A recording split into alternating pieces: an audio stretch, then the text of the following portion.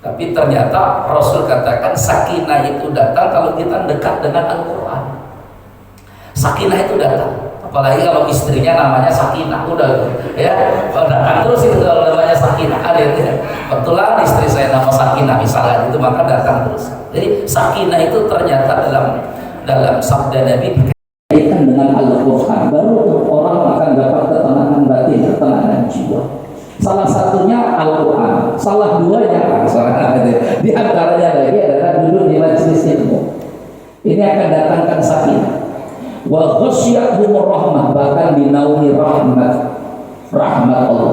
Rahmat itu berarti ampunan dari Allah terhadap dosa-dosa kita.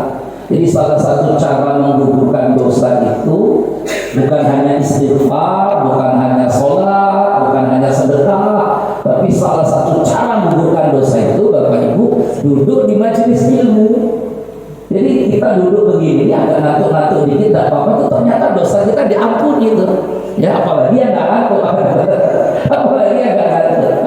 Ini jamnya jam kritis, masalah jam segini. Ya, jadi duduknya saja di majelis ilmu itu menggugurkan dosa. Allah berikan rahmat. Terus apa lagi? Wa haffathumul malaika, dinaungi oleh malaikat. Malaikat itu paling suka dengan orang yang selalu dalam kebaikan. Berbeda dengan setan. Setan paling tidak suka dengan yang seperti ini. Ya, makanya ya setan tidak suka di masjid karena di masjid isinya kebaikan. Setan itu sukanya di mana, Pak? Dalam hadis Nabi. Dalam hadis Nabi setan sukanya di mana? Di pasar.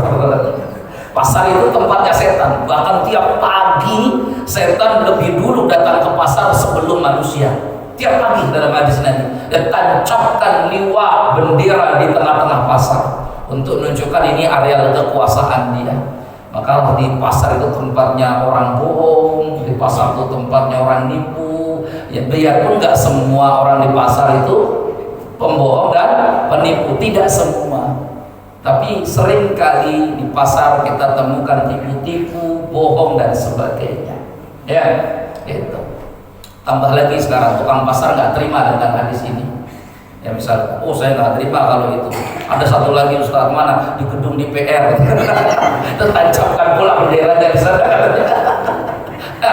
Nggak terima katanya. Allah. Kita aja. Wa dzakarahumullahu fi man indah. Dan Allah sebut nama kita satu persatu. Satu persatu nama kita disebut di hadapan malaikat-malaikatnya. Maka orang taat itu Bapak Ibu, orang soleh itu namanya masyhur, terkenal di langit meskipun tidak dikenal di bumi. Ya, ada orang-orang yang terkenal begitu, sangat terkenal di dunia.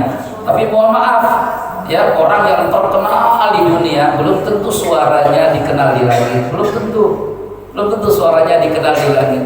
Karena malaikat sudah lama nunggu terakhir kali dia berdoa tahun lalu.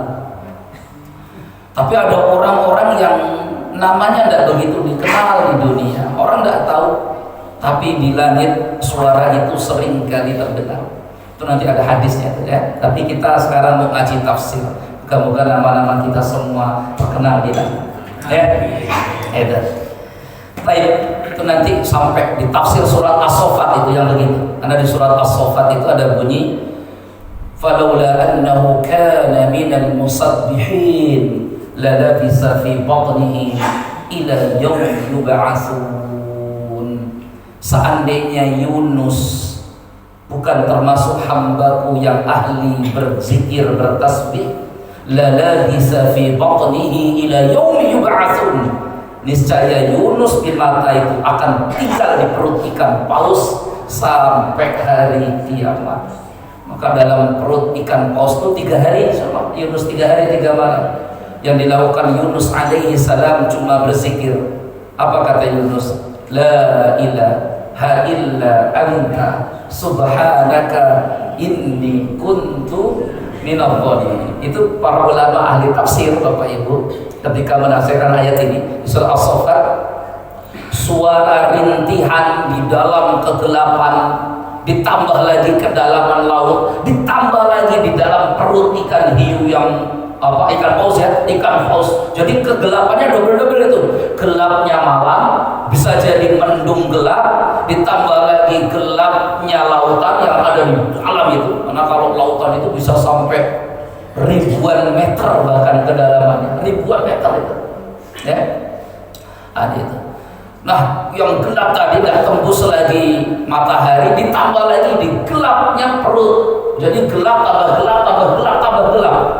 Tiba-tiba ada rintihan, la ilaha illa anta subhanaka inni kuntu minadh dhalimin. Itu nanti ada tafsir dari sahabat Salman Al-Farisi kalau tidak salah. Suara rintihan di dalam kegelapan samudera itu ternyata begitu jelas terdengar di langit. Jadi suara rintihannya di lautan, tapi terdengar jelas di langit. Sampai malaikat-malaikat yang mendengar rintihan itu mengatakan begini. Saya lupa bunyi awal hadisnya, tapi saya ingat beberapa potongannya. Ini nanti bisa kita temukan di kitab Imam Ibnu Rajab Jami'ul Ulum wal Hikam. Ya. Tapi kemudian malaikat mengatakan, hadza sautun ma'ruf, hadza sautun ma'ruf.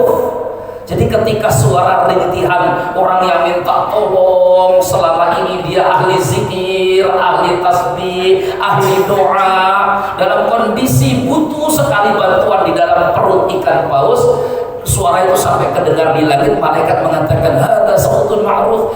Suara ini begitu kita kenal, suara ini begitu kita kenal. Nah, kata para ulama, begitulah ahli zikir, begitulah ahli tasbih, begitulah orang yang rajin beribadah. Suaranya itu di langit begitu dikenal oleh malaikat-malaikat, karena selalu terus setiap hari kedengaran. Ada orang yang suaranya di dunia itu terdengar di mana-mana. Ya, lagunya di mana-mana diputer, di angkot diputer, ya, lagunya di rumah diputer, lagunya di kafe diputer, lagunya di mana-mana.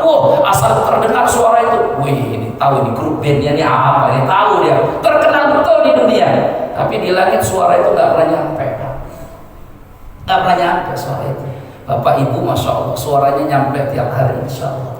Ya, itu indahnya doa, itu indahnya zikir. Kita berbisik di bumi, tapi jelas terdengar di langit. Baik, kita masuk.